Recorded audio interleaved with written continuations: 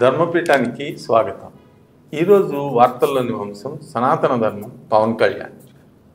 పవన్ కళ్యాణ్ గారు, మల్లం రమేష్ గారు ఇటీవల కాలంలో సనాతన ధర్మం మీద అత్యధికమైన ప్రాధాన్యత ఇస్తూ సనాతన ధర్మాన్ని ఎలా పాటించాలి, ఎలా కాపాడుకోవాలి అని అంటూ ఎలక్షన్ ప్రచారాలు కూడా చేస్తూ ఉన్నారు. మహారాష్ట్రలో చేశారు, ఇప్పుడు ఆంధ్రప్రదేశ్లో కూడా పలు చోట్ల ఆయన ఈ విషయం గురించి తెలంగాణ ఆయన కొండగట్టు ఆంజనేయ స్వామి ఆలయానికి వచ్చినప్పుడు కూడా దీని మీద ఎక్కువగా ఫోకస్ చేసి ఆయన ప్రసంగం చేయటం జరిగింది. ఇప్పుడు వినిపిస్తున్నది ఏంటంటే ఆయన సౌత్ ఇండియాలో ముఖ్యంగా తమిళనాడు, తెలంగాణ, మరి కర్ణాటక అండ్ కేరళలో సనాతన ధర్మ ప్రచారం కోసం, సనాతన ధర్మం అంటే బీజేపీ, ఆ హిందుత్వ, ఆర్ఎస్ఎస్, ఆ ఫిలాసఫీ దానికి ఇంక్లైన్ అయిపోయి నరేంద్ర మోడీ గారి నాయకత్వంలోనే పనిచేస్తున్నారు. కాబట్టి ఆ సనాతన ధర్మం ప్రచారకుడుగా మరి ఎన్డీఏ కూటమి తరఫున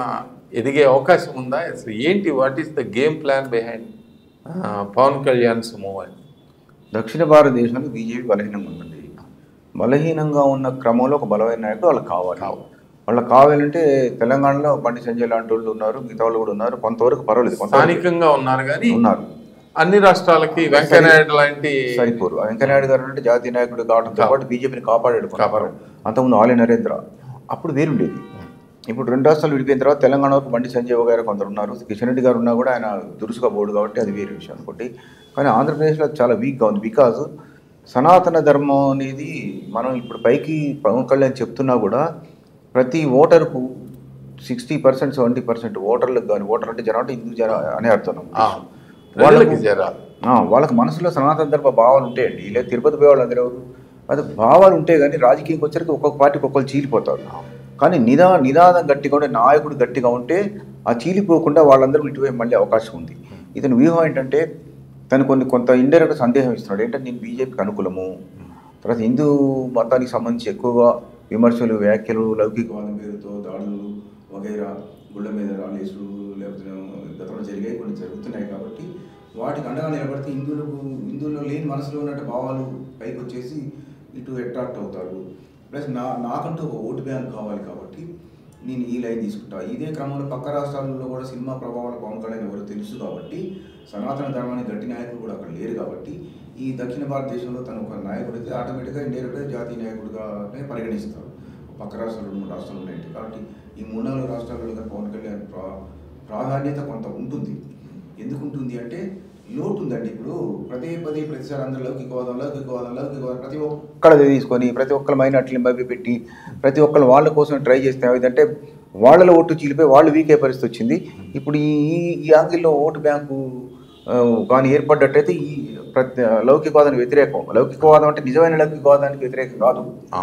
పవన్ కళ్యాణ్ తన లౌకికవాదానికి వ్యతిరేకంగా మాట్లాడలేదు.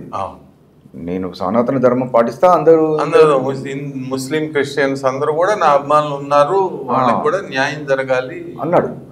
ఇది కూడా లౌకికవాదే కదా ఒక రకంగా. ఇదే ఇంకోటి ఏంటంటే ఇక్కడ చంద్రబాబు నాయుడు గారు సీఎం అండి. ఇప్పుడు ఈయన సీఎం అయిన తర్వాత సీఎం అని డిప్యూటీ సీఎం చర్చలు ఎక్కువ మధ్యలో వచ్చాయి.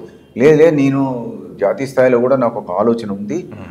మరి మా కుటుంబంలో మా నాగబాబుని ఎమ్మెల్సీగా చేసి మినిస్టర్ చేస్తారు అనేది చంద్రబాబు నాయుడు గారే చెప్పడం జరిగింది. కాబట్టి చంద్రబాబు నాయుడు గారు కూడా ఈయన కాపాడుకోవడానికి ప్రయత్నం చేస్తున్నాడు. ఈయన కూడా చంద్రబాబు నాయుడు గారికి ఎదురు తిరగకుండా జాగ్రత్తగా పోవడానికి, జనంలో రాంగ్ సంకేతం పోవడానికి తనకు జాతీయ స్థాయిలో డెవలప్ అవుతూ ముఖ్యమంత్రి పోస్టులో నేను అడ్డం లేను ఇప్పుడు అనే ఫీలింగ్ తెలియజెప్పడం ఒకటి, బీజేపీని సాటిస్ఫై చేయడం ఒకటి, తను కూడా ఎస్టాబ్లిష్ ఓటు బ్యాంక్ తెచ్చుకోవడం ఒకటి. ఒక్క రాష్ట్రంతో సరిపోదు, ఇక్కడెక్కడ పోటీ పడాలి. కాబట్టి మొత్తం చుట్టూ 4 రాష్ట్రాల బలం ఉంటే, మహారాష్ట్రలో కూడా కొంత ప్రభావం ఉంది, ఇతర చోట్ల తెలుగు వాళ్ళు ఉన్నారు, అక్కడక్కడ పోయిస్తుంటారు. కాబట్టి ఈ బలంగా నీకు అంతే కొంత తెచ్చుకోగలిగితే ఈ రాష్ట్రాలకు బలం ఉంటే, ఈ రాష్ట్రాలకు సంబంధించిన వాళ్ళు తెలుగు, కన్నడ, ఏపీ కానీ, ఆంధ్ర, తెలంగాణ కానీ, మలయాళం కానీ, తమిళనాడు కానీ ఇత్యాది రాష్ట్రాల జనాభా ఇతర రాష్ట్రాల్లో కూడా ఉంటారు, ఢిల్లీలో ఉంటారు. అంటే ఈయన ఎక్కడికి వెళ్ళిన ఆ రాష్ట్రాల్లో తెలుగులో కలిసి జనాభా ఎక్కువ అవుతారు. ఆ విధంగా బలం పెంచుకుంటే నాకు ఒక జాతీయ నాయకుడిగా అవకాశం వస్తుంది అనేది తన ప్లాన్గా. అంటే ఇంటిని జడగొట్టుకోవద్దు, అంటే ఏపీలో ఉన్న రాజకీయాన్ని జడగొట్టుకోవద్దు, బయట గెలవాలి, ఇంట గెలువు రచ్చ గెలువు అనే దాంట్లో పోతూ first of all Chandrababu Naidu గారితో వివాదం పెంచుకోవటం అనేది తనకు ఇష్టం లేదండి. ఇది కూడా ఒక సంకేతం. ఒక సంఖ్య. అదండి. నమస్తే రమేష్ గారు, మరొక కార్యక్రమం మళ్ళీ